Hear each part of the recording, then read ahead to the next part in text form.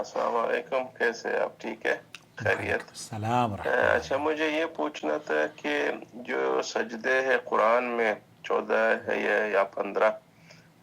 ہمارے مسجد کے جو امام ہے وہ فجر کی نماز میں ہر جمعے کو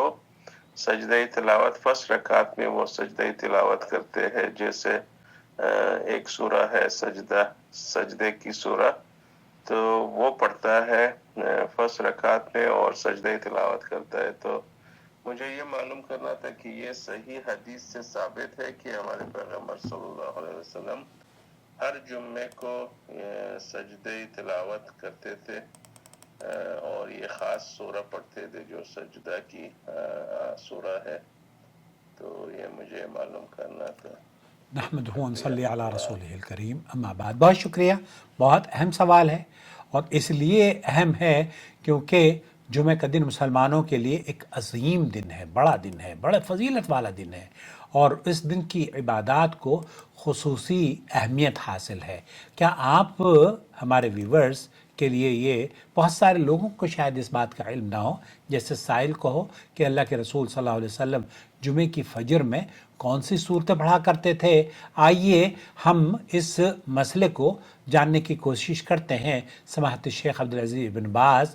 اور سعودی عرب کے علماء اور مشائخ کے فتاوی جات کی روشنی میں۔ شیخ ابن باز رحمۃ اللہ علیہ سے پوچھا گیا تو انہوں نے کہا کہ ان یقرأ الامام فی صلاۃ الفجر یوم الجمعہ فی الرکعۃ الاولی، سنت یہ ہے کہ جمعے کے دن فجر کی نماز میں امام پہلی رکعت میں سورہ سجدہ تلاوت کرے اور اس میں سجدہ تلاوت بھی کرے، اور دوسری رکعت میں سورہ دہر یعنی سورہ انسان پڑھے۔ یہ حدیث صحیح ہے میں حضرت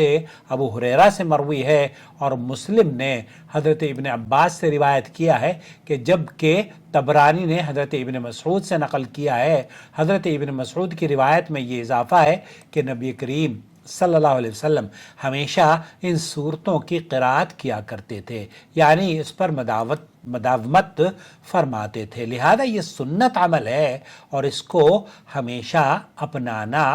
بہتر ہے۔ فقہائے کرام اور علماء امت کا اس میں اجماع ہے، اس سنت پر مداومت کرنا مستحب ہے، کیونکہ اللہ کے رسول صلی اللہ علیہ وسلم کا عمل یہی تھا۔ اس عمل میں حکمت یہ ہے کہ ان دونوں صورتوں میں قیامت، تخلیق، انسان اور آخرت کے بارے میں ذکر ہے، جو کہ اہل علم نے بیان کیا ہے، جو جمعے کے دن کی عظمت کو واضح کرتا ہے۔ اور اگر کوئی امام کسی وجہ سے یہ صورتیں نہ پڑھے تو ایسا نہیں ہے کہ اسے کوئی گناہ ملے گا، بلکہ ہرگز نہیں، اس کی نماز درست ہوگی، مگر افضل یہ ہے کہ